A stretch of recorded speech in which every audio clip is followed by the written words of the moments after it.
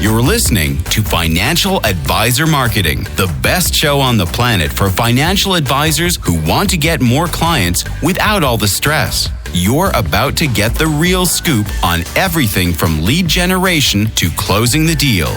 James is the founder of theadvisorcoach.com, where you can find an entire suite of products designed to help financial advisors grow their businesses more rapidly than ever before. Now, here is your host, James Pollard. This is going to be a fun episode because I'm going to chat with you a little bit about how financial advisors should pay per lead, and by extension, how much financial advisors should pay to set an appointment and how much they should pay to get a client. For starters, let me make one thing clear.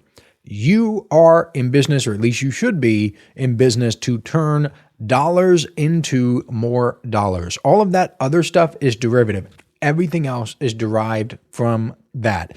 You make more money by serving more people better, yes, but you're taking your dollars and time and energy and resources and turning those things into service and your business model and everything else in order to make more money. So you should be in business to turn dollars into more dollars. One of the saddest days of my life was when I realized that not everyone is in business to make money. That was such a trip for me. I could feel my heart breaking. I realized that some people were in business to satisfy their egos, for example. And don't get me wrong, you can do whatever you want. I'm a believer in freedom. Your business is what you want to make it. If you want to do whatever it is that you want to do with your life, go ahead. More power to you. But I am interested in, for the most part, making money. Do I turn down projects? Yes. Do I turn away potential clients? Yes. But I do that partly because I know that by protecting my sanity and my energy, I can turn that into more money. So even my seemingly irrational behavior of turning away money in the short term is because I want more money in the long term. I am following the principle of turning dollars into more dollars. So let's get back to the question. How much should you pay per lead? The answer depends on a few key factors. But here's the main principle. It's not about how much you pay. It's about how much you make. If you're paying $1,000 per lead and that lead nets you a client worth $50,000, then congratulations, you are crushing it. On the other hand, if you're paying $10 per lead and getting no results, you're just wasting your money. How much are financial advisors spending to acquire clients? There are a few research reports out there about this topic, and they typically say that financial advisors are spending about $2,000 to $5,000. It also depends on the marketing strategy in the business and everything else, but that tends to be the range. That range also tends to account for the financial advisor's time too. If you listen to the episode I did with Michael Kitsis last month, you heard him talk about how marketing costs tend to go up, not down. They go up as financial advisors make more money. The reason this happens, even though it seems counterintuitive, is because the value of a financial advisor's time generally goes up as the business grows. Of course, this is not much of a problem for the financial advisors I help because I show them how to create marketing assets that operate independently of their time. However, for the financial advisors who aren't doing things the way I tell them, their marketing tends to get, more expensive over time. Of course it does. Also, I want to be clear. It's annoying to me when financial advisors ask about average metrics. They want to know what the average financial advisor click-through rate is or what the average financial advisor is spending on ads. What does it matter? Let's say that I tell you the average financial advisor spends $5,000 to acquire a client. Okay.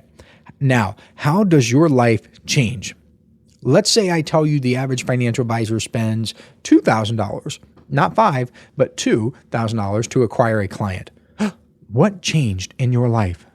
Absolutely nothing, because the presupposition in that question is that you will somehow behave differently or do things differently depending on what the answer is. That's wild to me, because my belief is that you should do your best and put your best foot forward no matter what. And if you're doing your best, then there's nothing you could do differently, so it does not matter. If you're doing your best in every situation, it doesn't matter because you can't do more. Again, the only thing that matters is dollars in versus dollars out. If you have a terrible business and you're not profitable, the lowest cost per lead or client will only bankrupt you faster.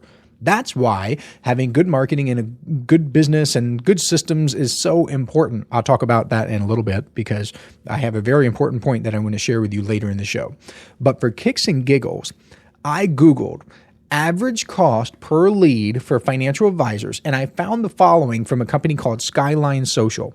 They said the average cost per lead is $200, and typically only 1 out of 10 leads convert to appointments, not clients, appointments. That means these financial advisors who are buying leads out there are spending $2,000 to set a single appointment. 2,000 smackers, not even for a client, but for an appointment. What in the world? At first glance, that seems wild. It certainly seems like a goofy marketing strategy. And if you ask me, I will tell you straight up, there are so many better alternatives. But again, back to dollars in versus dollars out. If someone is spending $2,000 per appointment and making a ton of profit, then more power to that person. He or she should keep doing it. But I would also encourage that person to be open-minded about the alternatives. Here's an example I give very often. Even if it works, it's like cutting your lawn with scissors. Can you cut your lawn with scissors? Yes, you can technically do it and get the job done, but it will be really slow, really difficult, and kind of goofy considering that there are much better options out there. Someone with a zero-turn riding mower is going to smoke you every time. I'll give you an example. Let's say you're one of the financial advisors spending $200 per lead. The inner circle that I run, the community and newsletter and everything in it, is $199 per month. Let's just say $200 and call it the same. It's $1 off. You get a proven marketing roadmap in the newsletter plus office hours every single month for the same cost as one lead per month. Oh, and remember, according to Skyline Social, this isn't me saying this, I'm citing my source, only 1 out of 10 leads convert to appointments, which means you could be an inner circle member for 10 entire months for what some poor souls are spending to get a single appointment. Let's compare. In those 10 months as an inner circle member, you're not just going to get random leads. You're getting the tools, strategies, and personal guidance to attract high quality prospects who are more likely to convert into clients. That is what I do. That is my life's work. I do it every single day. I eat, sleep, and breathe financial advisor marketing. Think about it. Would you rather roll the dice on overpriced leads? Well, actually, I shouldn't say overpriced because, again, it depends on dollars in versus dollars out. But would you rather roll the dice on a poor alternative of buying leads that might not even result in a single client, or invest in a proven system that helps you build sustainable long-term growth? It should be obvious. Financial advisors who actively choose not to be inner circle members are essentially saying, I prefer cutting my lawn with scissors. No thanks. I don't need that zero-turn riding mower with ventilated seats and cup holders. I'm fine with my scissors. I'll just clip with these scissors. It's absurd when you think about it. Why struggle, waste time, and exhaust yourself with inefficient methods when you could be cruising along on that zero turn? Yet, so many people do it in their businesses. Another reason why I'm not a fan of financial advisors paying for leads is because there's an extreme lack of control. When you pay for leads, you're essentially putting the success of your business, your baby, in someone else's hands. You're relying on a third party to generate the leads, vet their quality, and deliver them to you. And at every step of the way, things could go wrong. They could screw it up. Things could happen.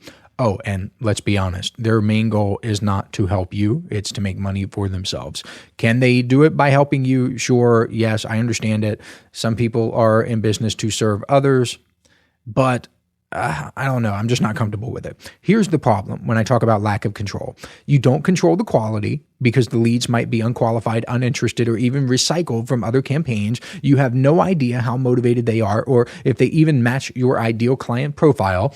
You don't control the process. You don't get to decide how the leads are acquired, the messaging they see, or the expectations they have when they contact you. This means you're stuck with whatever systems the lead providers have, even if they don't align with your brand or your goals. And you do not control the follow-up. up. Sure, you can send emails, you can make calls, but if the leads aren't warm or properly nurtured beforehand, your follow-up efforts could be wasted. You're left trying to salvage leads that may not have even been a good fit to begin with. You're just throwing good money after bad when you follow up. And the worst part, you're paying for everything. You're paying for every step along the way.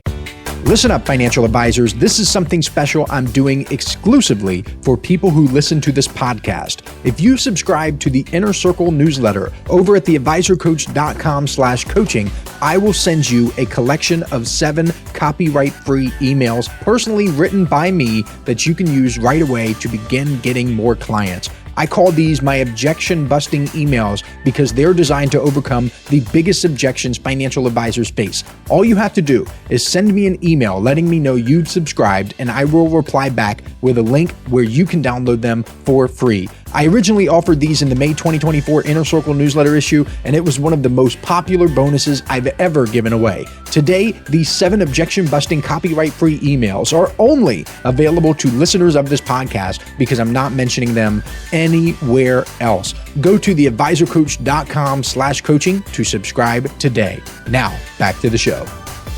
I believe that instead of handing over your money and hoping for the best, you should invest in systems and marketing assets you control. I'll give you a few examples. I'm not just going to say invest in marketing assets and then say, see ya. I'm going to give you some examples. Let's say you set up an email marketing sequence and you start building your email list. Let's ignore the fact that you likely already have a gold mine of potential subscribers in your social media feeds. Let's ignore that because you likely do, but let's just say that you don't, and I'm going to make this situation as difficult as possible for me to justify.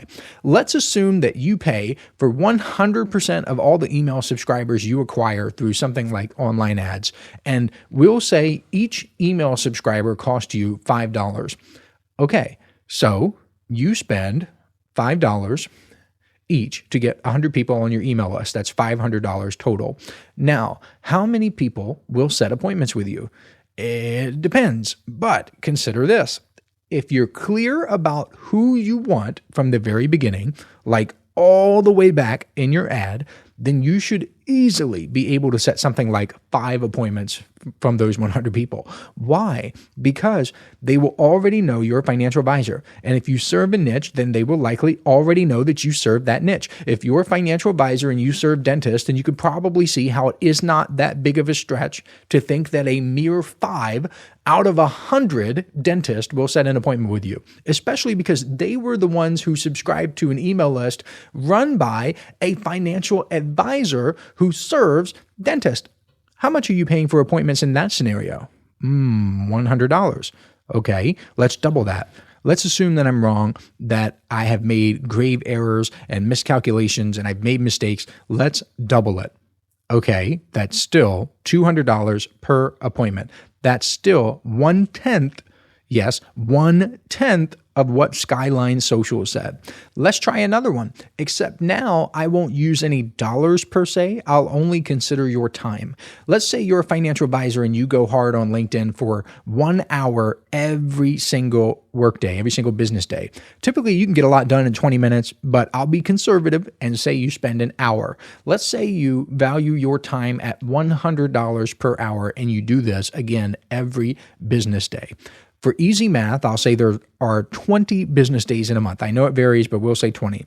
20 business days multiplied by $100 per day equals $2,000.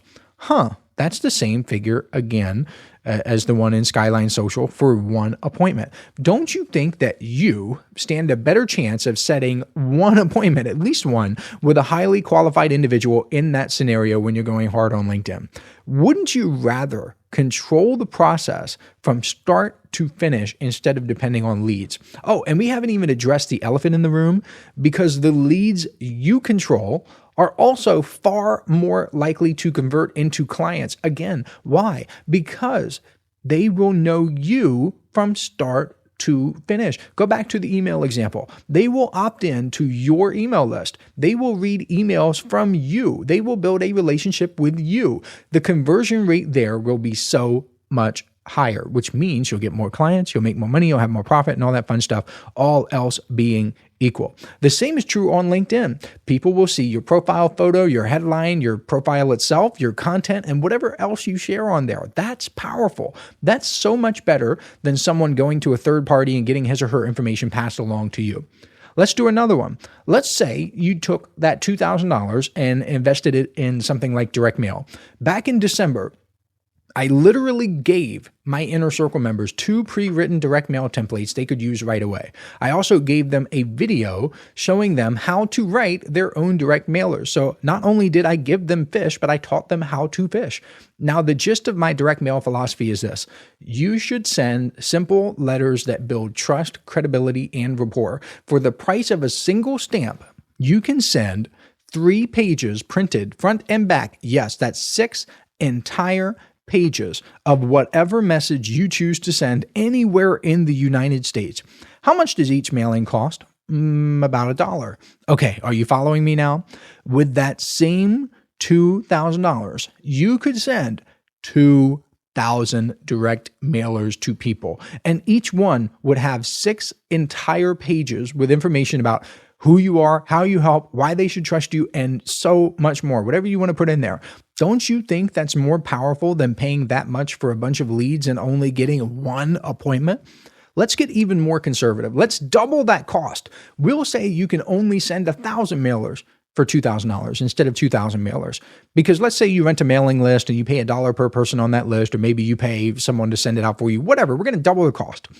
What will your response rate likely be on that mailing? Again, I'm not a fan of averages, but I know people are thinking about them all the time. So we'll say it's 2%.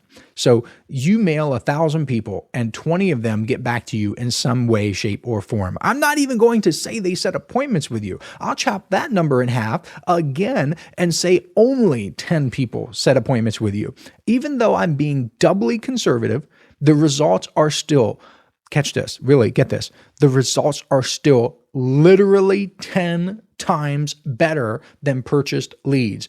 10 times better, even though I cut the results in half and then I cut the results in half again. With all that said, I want to leave you with this powerful lesson. This is the biggest takeaway from the entire podcast episode.